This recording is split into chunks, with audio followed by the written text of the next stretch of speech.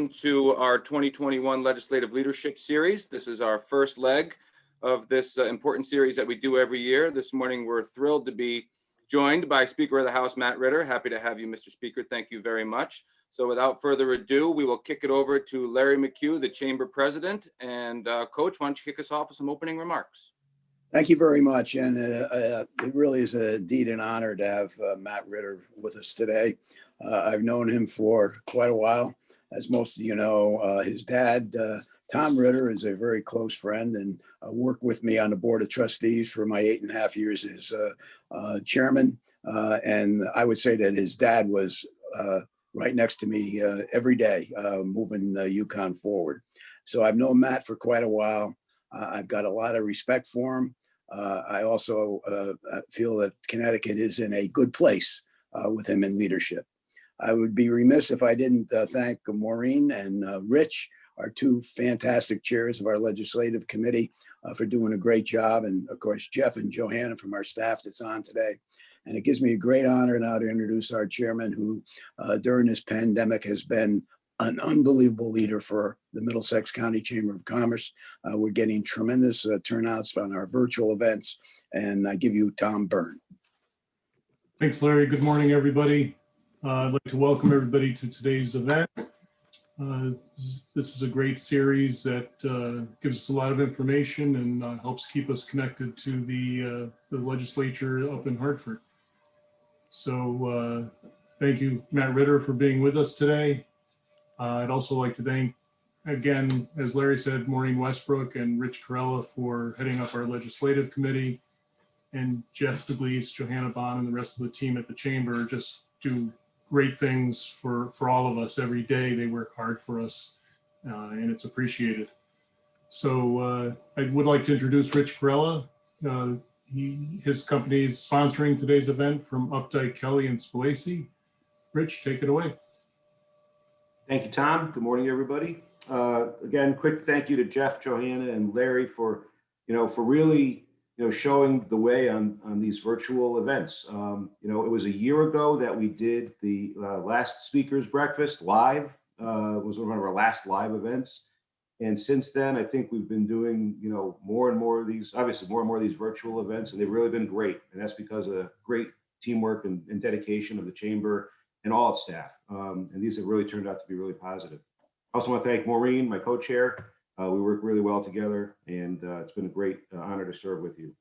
And welcome, Speaker Ritter. It's an honor to see you this morning. Our firm has been hosting these events for about 12 years now, going back to the days of Jim Amon. And we always see this kind of as a rite of spring. It's one of these things that come out around springtime. We get together with the Speaker of the House, and it's great to hear, personally from the Speaker, because it showcases not only that, you represent your district, but you're also a leader of the entire state.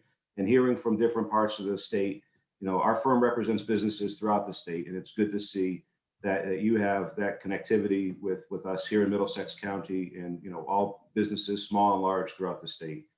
So real quickly, Matt Ritter is a lifelong Hartford resident. He was first elected in 2010 to serve the 1st Assembly District in Hartford. He served as majority leader for 4 years and co-chair of Public Health Committee. And he's been recognized by a number of nonprofits and regional boards in the Hartford area and in the Hartford Business Journal 40 Under 40. And like Larry said, I think this might be, I don't know, Matt, you might know, this might be the first time the father and son have served in the role of Speaker, your father having served back in the 90s. So with that, it'll be nice to hear from you and introduce yourself to the group. And thank you again for your service to our entire state. With that, Speaker Matt Ritter. Thanks, Rich, for that nice introduction, and to Tom and Maureen and Jeff for helping organize this, and Johanna, and obviously to Coach McHugh. Larry, the family feelings about you are mutual, I can assure you. And I had big plans today to go to the Capitol and film this with you all to show you my fancy new office. And of course, the kids have a 2-hour delay. So in the spirit of the last 12 months, I'm in my attic doing a Zoom call with a very prestigious chamber. So I hope you'll indulge me, and I hope that they behave themselves downstairs, or else, Larry, we will call Grandpa and see if he can walk over and take care of them. But I won't take a lot of time. I'm not sure what legislators are on. I know they're all busy. I got a call from my good friend, Representative Carpino, yesterday. She always tries to give me the warnings and the traps that I should be aware of anytime I want to speak to chambers in her area. But she's been a wonderful friend. And I also think about Q Phipps and Brandon Chafee, who's really hit the ground running. And then Senators Abram and Lesser are good friends. And also, praying for Joe Serra and his family. I know it's been a really rough few months, and hopefully a turn for better soon. But I thought I would start just sort of talk about kind of where we are in the legislative session, and then I'd rather just take a lot of questions than speak to you all for a long time. I think the only speaker that you guys have that deserves the right to go on and on are Gino and Coach Hurley, because you really want to hear every word they say. I'm sure with me that's not true. Look, this is a challenging time. Obviously, everything's being done virtual, right? So if you watch a legislative hearing, if you watch a committee meeting, it's all being done virtually. Although it has shockingly worked much better than we thought. I know for people, they'd rather be in the building. They'd rather be face-to-face. So would we all. But we have created new access for people, right? We have found that our Zoom public hearings are well attended. People can wait at home as opposed to wait in Hartford. And so I think you'll see Zoom testifying outlive the pandemic, but it'll be coupled with in person, right? In a perfect scenario. I'm asked often when we think the building will reopen. My guess is not till next year in terms of a session. I think it'll be open this summer to the public again, but I think this entire 2021 session, which runs through June 9th, will be done virtually. Maybe it's possible as you get to May or June, but the vaccine rollout may not be happening quick enough to get us there, but we'll see. But we are mindful that we'd love to open the building as soon as possible. Obviously, the governor had his budget address last week, again, done by Zoom, not in the House chamber, which is normally a great tradition. But it's a weird time to discuss a budget because never in my career, and I can't think of any year, where such uncertainty exists for two reasons, right? The first is our revenue estimates. Let me put it in perspective. In March of 2020, when the pandemic first hit, nobody knew what was going to happen. So our independent analysts, let me mention that, independent, Office of Fiscal Analysis, nonpartisan staff, career staff, about a month or two later, projected Connecticut would run about a $2 billion deficit in this fiscal year, okay? Fast forward, we're running a $170 million surplus. So I've never seen a swing of about 2.2 billion. And I think as we get to April, you'll see a larger swing of revenue as well for Connecticut, which is a great thing. It just makes it really hard to do a budget when you have such wild swings of revenue estimates. The second thing is obviously what's going to happen in Congress. It appears very, very likely, barring some unforeseen changes, that Connecticut will receive about $2.7 billion for the state alone, another $1.6 billion for municipalities. Let me repeat that. $2.7 billion for the state, $1.6 billion for the municipalities. What restrictions will be in place are not entirely clear. Is it a 2-year spend, a 4-year spend? But here, obviously, it can't be used, I don't think, to pay off debt service or pension liabilities. But there is going to be flexibility for, obviously, revenue replacement, but also economic development projects and other investments where you can get the money out quickly. I almost think of it like bond proceeds in that regard. So we have an opportunity in Connecticut as we get to April to see our budget deficits, not only for this year, which are already gone, but for the next 2 to 4 fiscal years to really be in a strong position. I anticipate you'll see some news very, very soon this week announcing some major legislative packages that are being put together. There might even be a vote as early as next week. We're going to try to get ahead of some of the stuff the best that we can. But when I started my legislative career, and I wrote an op-ed about this in the Current, the rainy day fund in Connecticut was zero, not a dollar. People roll their eyes when I say zero as if I'm embellishing that to prove a point. Nope, it was $0. In 2009, we were issuing bonds, or in that case, notes, economic recovery notes, we called them, to pay for operating expenses, not capital projects, folks, operating expenses. We borrowed to the tune of $900 million. Cost the state $165 million in interest to pay off those notes over a period of 10 years. That was the depths, I think, of Connecticut's fiscal troubles. We're far from out of the woods, but let me tell you what changed in 2017, and then I'll be quiet and take your questions. 2017 was the bipartisan budget, and it did two main things that I think are very important to remember.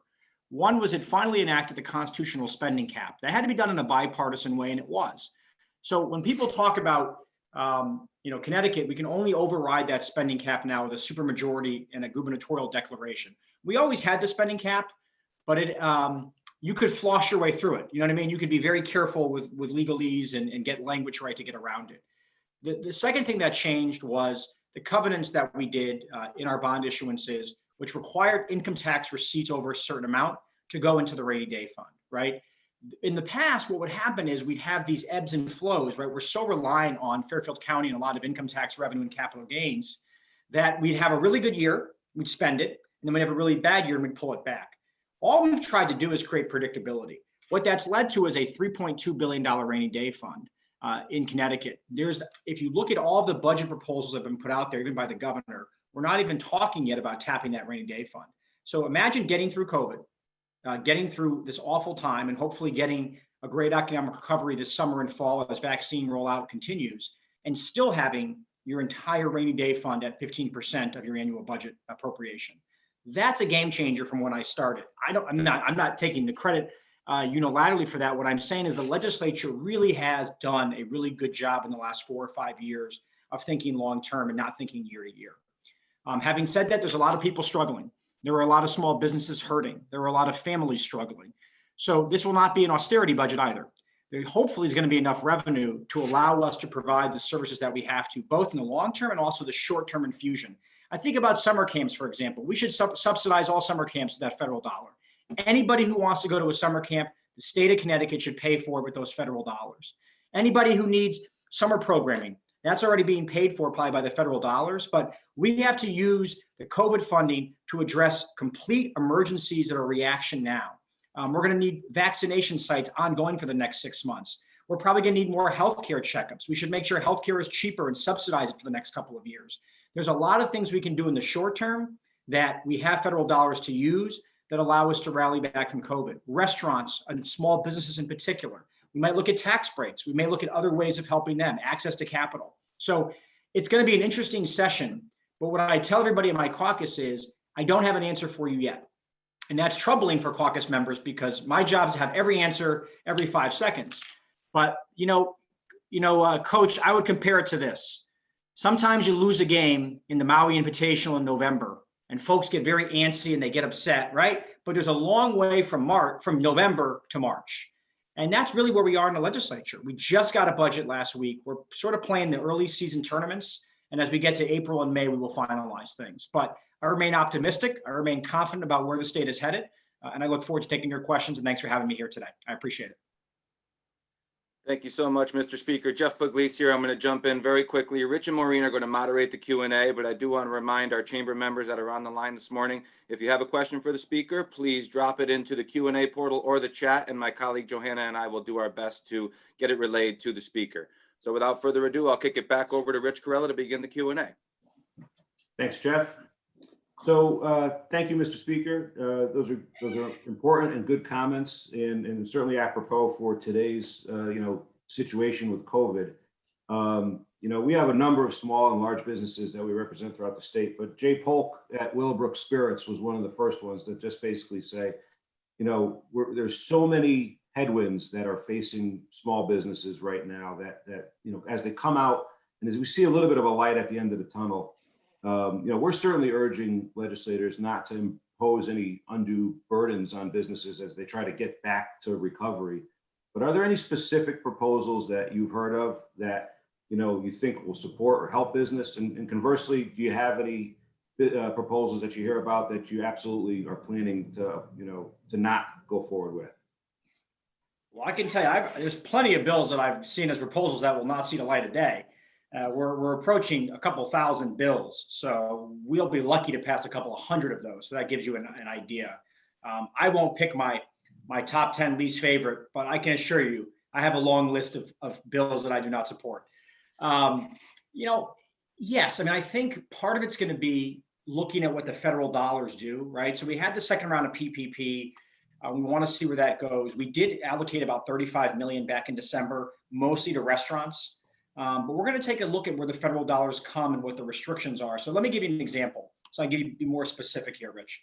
Right now, let's say we got $2.7 billion from the federal government. Let's say it was a 3-year spend. We had to spend the money within 3 years.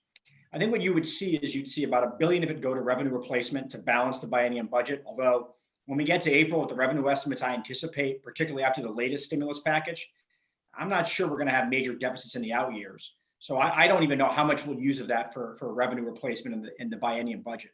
That probably leaves you another, I don't know, $1 billion, $1.5 billion.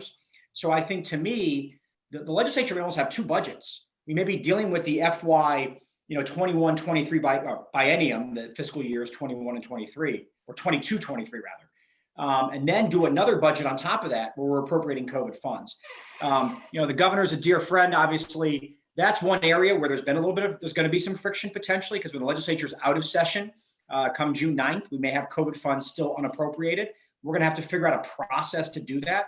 But that would be the fund, for example, where you could do an infusion of cash, grants, low interest loans, tax credits if you hire people, right? We could really think creatively at the state about how to spend those funds. So I think that would be the pot of money I would target for that. And by the way, that's the tourism industry. I mean, that's the summer camp stuff I was talking about. It's sort of a shot in the arm for the next 2 years. I'll segue that one too. One of the core tenets that the chamber has always advocated for is tourism in Connecticut. And, there's no surprise that, we support it given the dollars it generates for every dollar spent. And that's been an uphill battle for, some time now. And I think the chamber themselves have kind of led in the model of how to run those tourism centers. So is there any specific legislation you see coming with respect to supporting tourism in Connecticut or initiatives around that this session? Yeah, I mean, just again, talking about federal dollars and trying to get Connecticut going again, right? Look at the industries that have been most hard hit. And one of them clearly is tourism. So I think we'd have to look at that as part of that targeted package. Absolutely. So we've got a couple of questions coming into the Q&A that maybe we'll start out with and kind of roll them as they come in. Danny Moore from Eversource is asking, what's next for the insurance capital, Hartford, as it has challenges and opportunities. What do you see Hartford's future in terms of economic development? Yeah, I mean, we've had a great run in Hartford. We've built about 2,000 apartments downtown, and they were about 85, 90% leased the last time I checked. There's two major development projects that need to kind of get going in the downtown area. The first one is around the baseball park with CRDA, and that's going to need capital and another infusion of state dollars. And the second one is the XL Center and the surrounding areas around Pratt Street. I'm confident both projects will get done, but the question for Hartford and other cities is what happens to real estate. That's the biggest concern we have right now, particularly heading into a revaluation, which I think the mayor was mentioning to me is probably this year effective on the next tax bills. I work at a law firm downtown, right? So we rent a lot of space.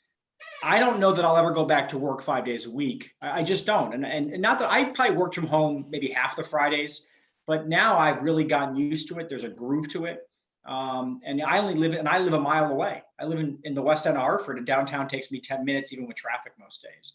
So how that gets recalibrated is going to be a challenge for our urban areas. Having said that, though, let's play it out another scenario. And this is going to take a minute to explain, but I think it's worth addressing because you may see this in legislative session in the coming days, as a matter of fact. There's a massive U.S. Supreme Court case right now that may really affect Connecticut's future more than any case in a long time. It involves New Hampshire and Massachusetts, but it really will also involve Connecticut at some point. Right now, if you live in Wilton, Connecticut, and you work in New York City, and you're, let's say Bank of America, I'll just give you a bank, and you work from home 2 days a week, okay? And you go to New York City 3 days a week. You pay New York State and New York City as if you worked there 5 days a week, right? It's a rule of convenience. And so they would say, as you're 2 days from home, you weren't forced to do that by your employer, you chose to do that. So New York has a statute that says, like Massachusetts does, you owe us 5 days. So we lose about, $500 to $700 million in tax revenue that arguably we could collect every year if people paid that 40% to Connecticut and 60% to New York. Well, when COVID struck, New Hampshire and Massachusetts got in a little bit of a fight. The 100,000 or so people in southern New Hampshire who weren't working in Boston or Massachusetts anymore, they were working from home. And Massachusetts said, yeah, but you're working from home as a matter of convenience because the buildings are open. So they said, if your employer is not forcing you to work from home, you owe us your income taxes. Well, the New Hampshire governor sued, that's a Republican governor, and said my residents, now New Hampshire has no income tax, which makes the case a little tricky, but ultimately said they should not be paying mass taxes.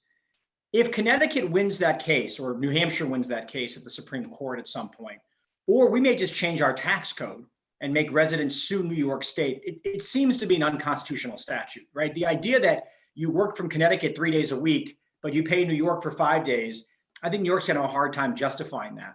So on one hand, right, we're talking, Rich, about downtown Hartford and losing space and how we're gonna make up for that. But on the other hand, we may now have the ability to say to businesses, hey, come rent a floor in Hartford and let workers work out of there 2 days a week or 3 days a week. And they can go to Boston the other 2, because now you can pay Connecticut taxes, right? The disadvantage has long been, well, we might as well stay in New York because we got to pay the taxes anyway.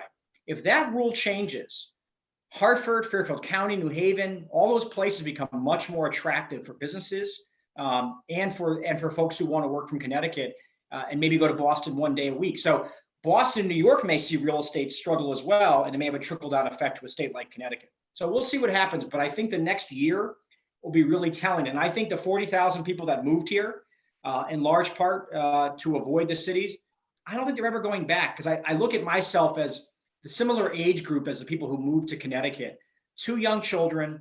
I don't see and I have friends who did it. I don't see them ever returning to the city. They want to work there 3 days a week, go to the Yankee game, go to the Met game on a Wednesday night. But on Friday and Monday, they want to have 5 days with their families. It's a big change for society.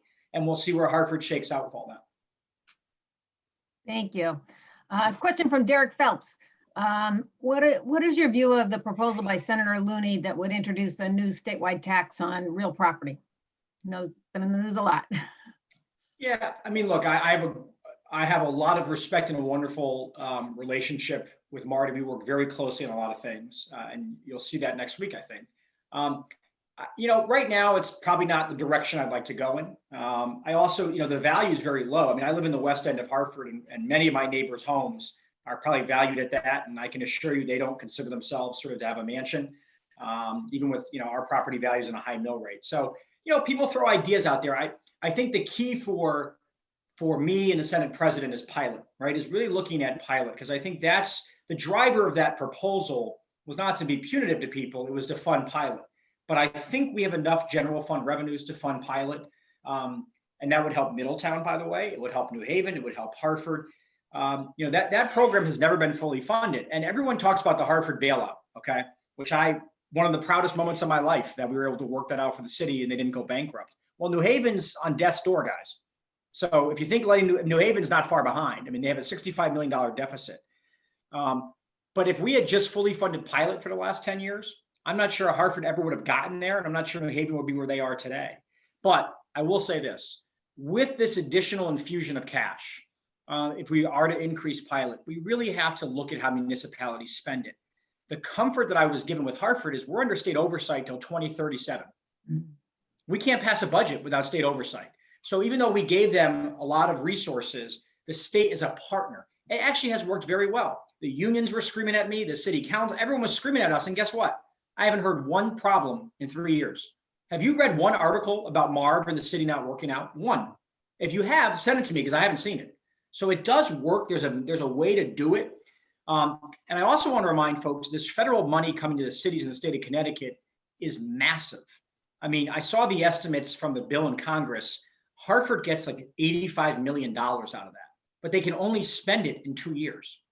So to me, back to Danny Moore's question, that money may be used to help facilitate some of the capital projects downtown, because you have to spend it one way or another. And Hartford right now has somewhat of a deficit, but it's not anywhere near those numbers, obviously. So that federal infusion of cash could be very, very helpful to getting some long-awaited projects done at the municipal level.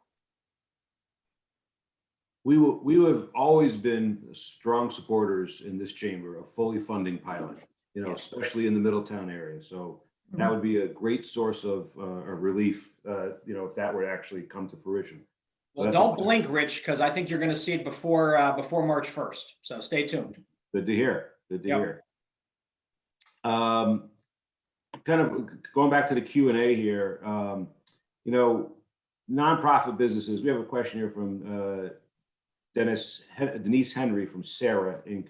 Nonprofit businesses have been severely underfunded these years, and yet we remain active throughout the pandemic to serve our communities. Bills are coming forward to increase funding for nonprofit businesses, including increasing Medicaid rates. Please speak to your commitment to move this legislation forward. Thank you. We will. The price tag may need to be renegotiated a tad. It's an ambitious ramp up over 5 or 7 years, but we will. We will. I think that Medicaid, raising the rate is a real priority for my caucus. We understand the work that nonprofits have done. We understand the partnership we're going to need with them, in particular when we lose about 10,000 state employees in the next year or two. So that will happen. I would say there are 3 things that were not in the governor's budget. I think the legislature will push hard on. One is he did do pilots, so I think that was something we agreed upon. I think services for nonprofit funding was one big aspect of it. Not funding ECS out of federal dollars, but rather in the budget, because you don't want to have a fiscal cliff 2 years from now. And the third one is looking at subsidizing Husky A, increasing the income threshold for that. I know we have the most generous benefit in the country with regards to that, but I would remind people, if there's one reaction that I would have to COVID, one thing you could do as a legislator that's perhaps the most meaningful, it's increasing access to affordable health care to people in the state of Connecticut. Thank you. Sounds good. Another area that the chamber has always focused on is on, workforce development, and education programs, and business partnerships to be able to get a reliable workforce in the pipeline, and to support our needs of manufacturing and other sectors in Connecticut. What do you see on the horizon for that this session? Yeah, the governor's got a big bill that he proposed in the Higher Education Committee that really is an ambitious look at it. It includes funding. It allows folks to more easily enroll in community colleges for training. So we'll be laser-like focused on that. There's a ton of bills in the Commerce Committee, and again, I said in higher ed, that address that. So I'll let the governor sell that particular bill. I'm still going through it. We just got it about 6-7 days ago, but that'll be the starting point for those negotiations. Absolutely. And again, going back to the federal dollars, what's a great reaction to COVID-19? A lot of people lost jobs that may not come back because of COVID, right? So can we get them trained and back to work? The federal money is not meant to sit there. We have a rainy day fund that's meant to sit there. The COVID funding is, again, to address the things that have built up. If we can use, again, it's real numbers. We're not talking $1 million here. We could use tens of millions of dollars of that to really subsidize workforce training and development for the next 2 years. What an investment that would be. What a response that would be to COVID-19. I think it's back to me. So Dr. Dave Larson was the former superintendent of schools here in Middletown, and also the Connecticut Association of Superintendents. And he's asking, he certainly supports requiring vaccines for students in our schools, and he knows there's a proposal to require this. Where do you see this going? Is there going to be a mandated vaccine for students to return to school in September? No. I think that the bill does the following. Right now, you are allowed to not vaccinate your children against measles and mumps, basically, right?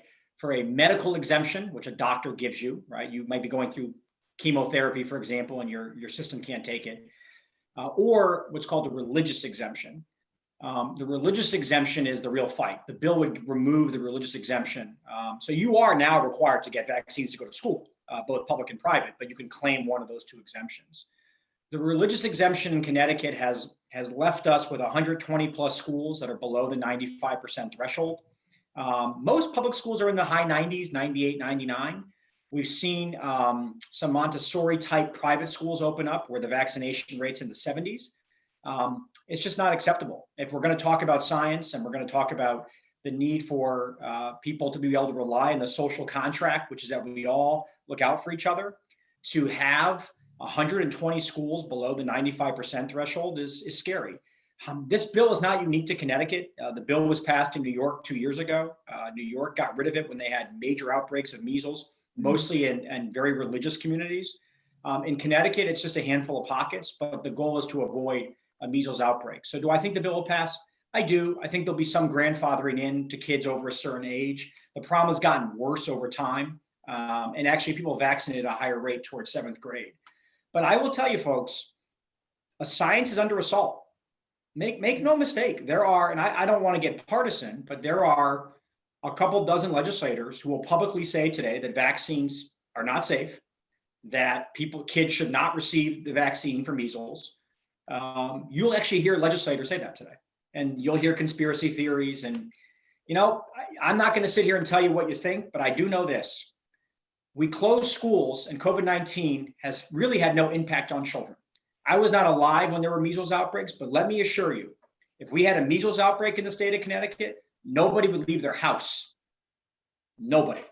It's far worse for children. And look what we did with COVID. Imagine a measles outbreak. Imagine New York. Your kid is 4 years old going through chemotherapy and has one school to enroll in. It's a public school and she can't get vaccinated. Because I have a constituent like this. She has to go to school with people who say, I'm all set. My religion forbids it. It's hogwash. And we're going to change that law. Thanks for that. Shifting gears a bit to transportation, our public policy agenda encouraged legislature to work to meet the state's critical infrastructure transportation needs. It's essential for economic development, for the vitality of the state, all that. Certainly, it's been debated a lot in the last couple of years in terms of how we approach funding for that. I think we all see opportunities, hopefully, for more partnership with Washington on this as there's more activity down there. But do you think we have any path to a bipartisan transportation effort this session to move this forward?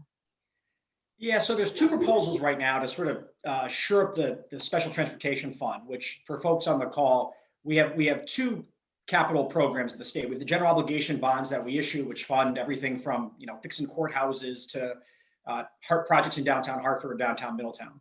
Then you have the Transportation Fund, which is a separate series of bonds. We do about $700 million a year. A lot of that revenue is supported by things like the gas tax and other transportation related items. And the federal government matches it dollar for dollar. So we do about 1.5 billion right now.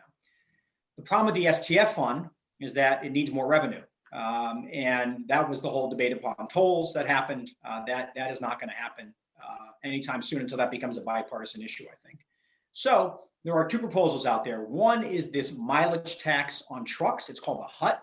It raises about 90 million a year. There are no gantries. There are no tolls. It is paid for in other states by trucks, but more importantly, remind you that trucks pay tolls in other states and we don't have tolls. So it's essentially an opportunity to levy a assessment upon trucks of, let's say, $15 to drive from Stamford to Tolland, who are doing about 80%, 90% of the damage on our roads. I think that will pass. Whether it's bipartisan or not, I don't know, Maureen. The other one is a little more controversial. It's a regional initiative, climate initiative that would sort of lock in our gas tax rates to subsidize public transportation. The rollout on that has not been as smooth as Paige Becker's start to her Yukon career, for example. So we'll need to talk with some folks about that. That one is going to be tricky because I don't think we've explained it very well to the public yet. But those two funding sources alone would put the fund in pretty good shape for the next 5, 6, 7 years. And then look, the Biden administration obviously is after the next COVID package, transportation is the next big thing that they're supposed to do. What would be interesting with that is, in the last administration, the transportation bills that they had put together required states to do a 20% match to receive 80% federal funding. And in that bill, do you know how the states were required to get their 20% revenue? Tolls. The Trump administration required states to toll the projects they were doing. I don't know if the Biden administration will go that way, but I found the great irony in that we were having this fight and the federal government was going to say, you have to do it. But anyway, I don't know what the Biden administration will do. So speaking of the federal, delegation and money coming out of Washington to fund infrastructure or any projects, Connecticut finds itself in a unique kind of position this year with Rosa DeLauro as, chairman of appropriations. Can you speak a little bit about how the state legislature and the congressional delegation are working together to try to maximize that kind of relationship and how that might benefit the state of Connecticut as a whole? Yeah, it's a great question. We have a very well-positioned congressional delegation. I sort of Tony Walker, who's the House Chair of Probes from New Haven, we have her be the Rosa confidant, and she's constantly asking Rosa's staff for updates. My job is to bother Chris Murphy, and I take great pride in that. So between me and Sean Scanlon from Guilford, the finance chair, we're constantly bothering Chris. He was probably more relieved than anybody when they won the Georgia seats to get to 50, because I at least stopped asking him whether it was going to pass or not, and now it's a question of what may pass. We have great relationships, and I think you're going to see that not only in the COVID package, but again in the normal budget process. I think what Connecticut really needs is a shot in the arm on transportation funding. We have 3 or 4 major projects, so I think, yes, we'd love to see little line items, snuck in there at the end of the day, but we really have a need to get some of these big transportation projects jump-started, not only for our economy and putting people back to work, I think to show Connecticut residents the power of reform, when you really do a project well, whether it's a high-speed train. We don't have a lot of success stories. The busway, which was really innovative, became very political, right? And never really got all buy-in. So if we could do some major project, whether it's speeding up Fairfield County or a train to Boston, to show people why we invest in public transportation, it may help arguments down the road when we need more funding for projects. Train to Boston, go see a Red Sox game is right. Exactly. Although with the pitching staff we have this year, I'll probably have to, I don't know if I want to bring my son to that, but we'll see. Yeah. So I can see a lot of 6-hour games with our pitching staff. Yeah, That's for sure. Yeah. It's still a fun trip with your son, I'm sure. You guys are probably in the middle of the Yankee Met Red Sox divide down there. So this is the Mason-Dixon line runs yes, exactly. through Main Street on Middletown. We'll stick to UConn, Rich, the more universal symbol of affection. Always safe there. That's right. One of our members has a question about healthcare subsidies. You mentioned that, the idea of a healthcare subsidy, and certainly our members and individuals are already seeing the devastating impacts of the healthcare increases in healthcare costs. How soon can we expect some relief there, and what might you envision that looking like? Yeah, so a lot has changed even in the last 2 weeks. So there's a bunch of proposals out there on healthcare. Let's walk through them one by one. The first is to help subsidize the exchange, right? To bring rates down. And we are going to do that, or we're going to do that. In the new COVID bill, we just found out that they're going to, for 2 years, heavily subsidize the exchange. So the state would not need to subsidize it if the federal government did. The federal government would subsidize it, so the rates would come down almost 100%, maybe cut in half. So that's now that may leave the state in a position 2 years from now to have to step in. But that was very good news that I read about. The second one is nonprofits and small businesses. That's really where we see a lot of problems, is that 0 to 25 space. And here's why. If you do provide healthcare and you got 12 employees and one person gets really, really sick, well, those premiums can skyrocket very quickly. So there's actually a bipartisan plan on there to leverage federal dollars, a reinsurance program, which does exactly that. It spreads out the cost to everybody. So the state would appropriate, say, 25 million. The feds would give us 25 million. I think that's got a lot of legs. The other proposal out there, I talked about Husky A, raising the income level. That's another federal dollar for dollar match, maybe a $10 or $15 million appropriation from the state to leverage another 15 million. There's also a bill out there that would allow small businesses and nonprofits to buy into this new state partnership. And that's a very controversial bill. I've had a lot of meetings on that with all sides. I think we'll get to an agreement on it. I think what the comptroller is right about is that space needs some creativity, right? That small nonprofit, small business, it's really hard to procure a policy on that. Having said that, you have Cigna and Anthem and others trying to be in that space to create some competition. So I think we can work out a way to let them all coexist peacefully. The one thing we can't do is open, and this is not in the bill, there was some calling for opening the state employee plan to nonprofits or small businesses. We just can't afford to subsidize that. And I think it would violate our spending cap rules unless we appropriated a huge reserve fund. So, that bill's already come a long way. I think we'll know a lot more in April or May on that. But it's a great question. But I think you'll see a lot in healthcare, both federally and at the state level this year. Absolutely. Encouraging for sure. So kind of dovetailing on that, a lot of businesses have approached the chamber with concerns about employer liability as they bring employees back, to the office or to the workforce. Can you give us a sense of what the legislature might be, taking up with respect to employer liability protections in this coming session? Yeah, I mean, I don't think you'll see like the nursing home indemnification or nursing home, immunity that you saw the governor just waived. I think what you'll see is sort of no change either way. I don't think you'll see enhanced liability by any stretch of the imagination or make it easier for an employee to sue.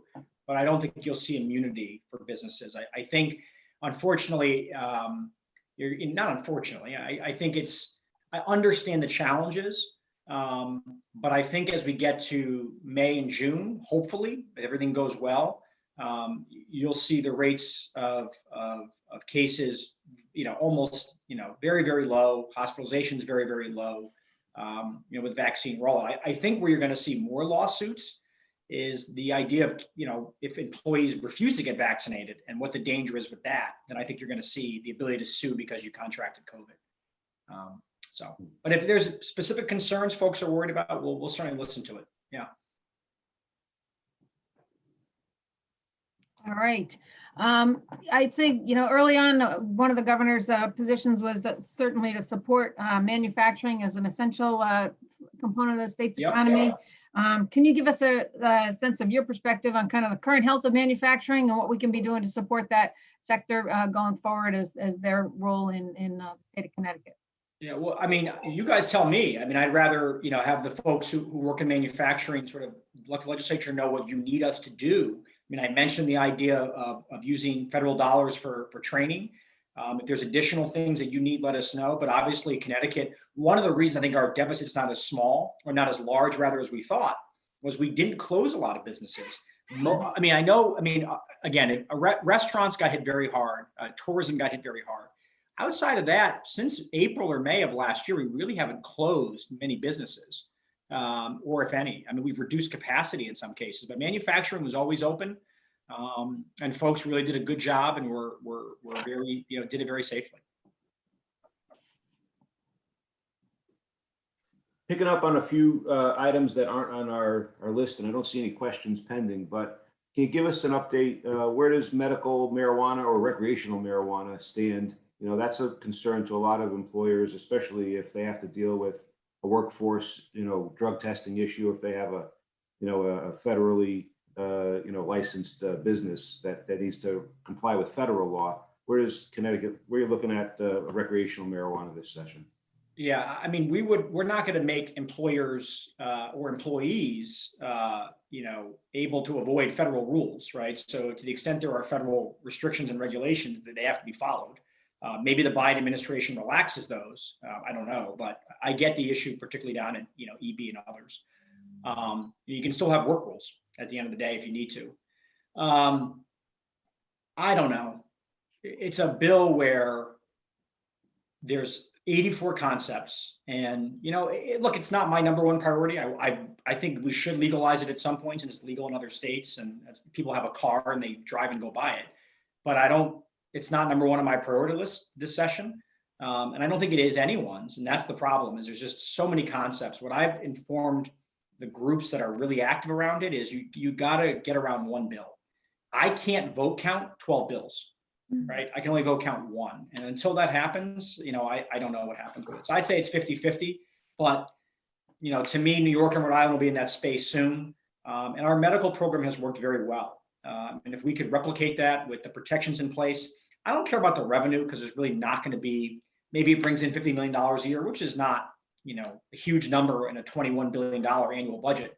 It's more about the fact that it's regulated, the products are safer than the black market, and people are driving to other states now to buy it and drive it back. And at some point, you might as well just call a spade a spade. Thank you. Just speaking, you brought up earlier, obviously the difference this session in the world of COVID for Zoom meetings and things like that. I know we talked with our members about the importance of legislators hearing directly from them, and you mentioned that as well. Yep. Absent the ability to be in the building or have that sit-down meeting, what do you recommend for our membership to make sure that they're heard? I know there's lots of email campaigns when there's a bill of interest and everybody sends the same email, and We've heard from some legislators that doesn't really, it just floods the inbox, but doesn't really get the, how can you reply or how do you engage with somebody? So what advice would you give our members who have concerns with things that are coming up, besides working with the chamber as a advocate on their behalf, obviously? Yeah, I mean, I think a personal email to your individual legislator gets you pretty good response rate. At least the folks that are on the ball. Nothing infuriates me more than when I wake up in the morning and I have 4,000 emails from, the hospitals. I yelled at the hospitals. They kept doing this to me. And I love Bristol Hospital. It's a wonderful hospital, but you get 4,800 emails from every employee at Bristol Hospital. What it did is it crowded my inbox and I couldn't respond to my constituents who were emailing about a concern that was very personal to them. So I will give you all a tip. The legislature can create boxes for these things so we don't even see them anymore. So if you think we're seeing them, we don't. They all go to some, my aide just creates an inbox and then it kind of goes there. So you got to get rid of the form emails. They don't really work that well. And you got to write a personal story. And I love Milford and I love Waterbury and I love, Spray, Connecticut, but I represent Hartford. So when an email comes from somebody from Hartford, especially my district, it gets a lot more attention than another email.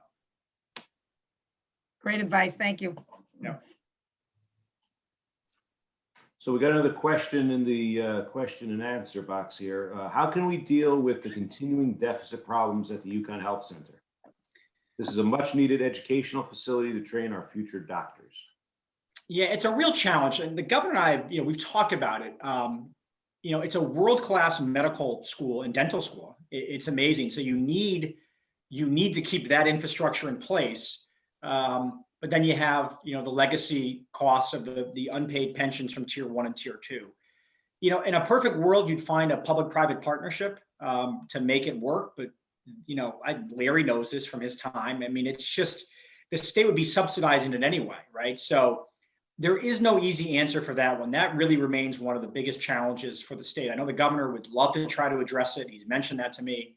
But that, I don't know. I don't have an easy answer for you other than we need a medical school. And I'm not just saying that because I met my wife who's from New Hampshire, who went to Yukon Medical School, but you need these things. You need to have that, right? And it's very, very important. A lot of our doctors a lot of people come to Connecticut, dentists and doctors, and they stay because of their training there. So there's got to be a way to make it work, but no one's come up with the answer quite yet. And if I had it, I'd propose it, trust me, because it is a lot of money out of the general fund every year. It is.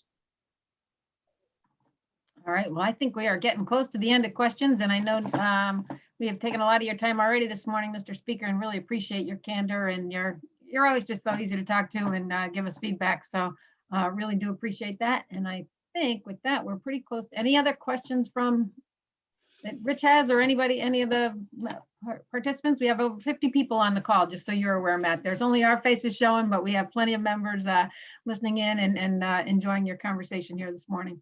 Well, I appreciate it a great deal. I look forward to doing this in person the next time we do it. And if you have any questions, obviously feel free to reach out. And it's great to see everybody. And thanks for having me.